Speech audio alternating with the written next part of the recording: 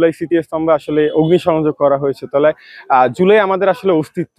আমাদের অস্তিত্বে যে সময় আঘাত হানবে আমরা অবশ্যই এটাকে ছাড় দিয়ে কথা বলবো না। আমাদের দাবি হচ্ছে গিয়ে এদেরকে আইনের আওতায় আনা হোক। আমি জেলা প্রশাসন এবং পুলিশ সুপার মহোদয়কে অনুরোধ করব যাতে তাদেরকে আইনের আওতায় আনা হয় এবং তাদেরকে শাস্তির দ্রুত ব্যবস্থা করা হয়। তো জুলাইতে আন্দোলন হওয়ার পরে অসংখ্য শিক্ষার্থী সাধারণ জনগণ আহত নিহত হওয়ার পরে তাদের স্মরণেই সারা বাংলাদেশে সব জেলায় স্মৃতিস্তম্ভ তৈরি করা হয়েছে। হঠাৎ করেই আমাদের পিরোজপুরে হয়তোবা গতকালকে রাতে এখানে দুর্বৃত্তকারীরা নাশকতা করে আগুন লাগিয়েছে। জিনিসটা খুবই খারাপ লাগছে দেখে। আমি অবশ্যই চাইব যে এভাবে তারা সারা বাংলাদেশে পিরোজপুরে যেভাবে নাশকতা করছে আর না হোক। দেশে একটা বিশৃঙ্খলা সৃষ্টির জন্য ফেব্রুয়ারির নির্বাচনকে প্রতিবন্ধকতা সৃষ্টি করার লক্ষ্যে আজকে এই জুলাইয়ের এই স্তম্ভটিকে তারা আগুন দিয়ে পোড়াবার একটি নজির সৃষ্টি করেছে। তোদের নেতারা যে পরিমাণ টাকা কামাই নিয়েছে তারা বিদেশে বসে ভরপুর চলতে পারবে, তারা আজীবন চলতে পারবে। তোরা এইসব করে তোরা নিজেদের ক্যারিয়ার কেন খুয়াও?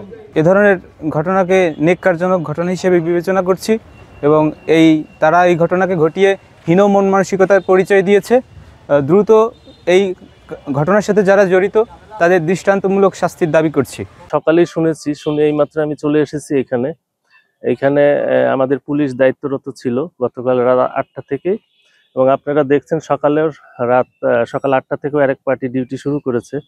তো পুলিশ 3:30টার সময় সদরের অফিসার ইনচার্জ সে এসেছিল, এখানে এসে পুলিশ সদস্যের সাথে কথা বলে গিয়েছিল। তখনও ঠিক ছিল। ভোর রাতের দিকে কে বা কাহারা এখানে আগুন দিয়ে যায়। তা যেই পুলিশ 2 জন দায়িত্বরত ছিল তাদেরকে আমরা লাইনে ক্লোজ করেছি, তাদের বিরুদ্ধে আইনানুগ ব্যবস্থা নেওয়া হচ্ছে এবং যারা এই দুষ্কৃতিকারী এই ঘটনা ঘটিয়েছে আমরা মামলা নিয়ে দুষ্কৃতকারীদের অতি সত্বর চিহ্নিত করে তাদেরকে আইনের আওতায় নিয়ে আসবো এবং গ্রেপ্তার করে মামলা রেকর্ড হচ্ছে। সদরের অফিসার ইনচার্জকে আমি বলে গিয়েছি মামলা রেকর্ড করার জন্য।